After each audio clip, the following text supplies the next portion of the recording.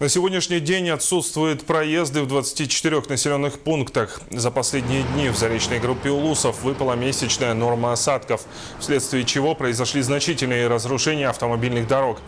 Так, на республиканской автодороге Амга в результате проливных дождей произошла деформация дорожного полотна. Проезд автотранспортных средств затруднен. По местным автодорогам на территории Татинского, Амиконского, Амгинского, Мегино-Кангаласского, Чурапчинского и Устья-Алданского Улусов отсутствуют проезды. Сейчас ведутся работы по подсчету ущерба и подписываются акты разрушения автомобильных дорог. В настоящее время принято решение о централизованном закупе металлических водопропускных труб для того, чтобы их устроить на автодорогах местного значения.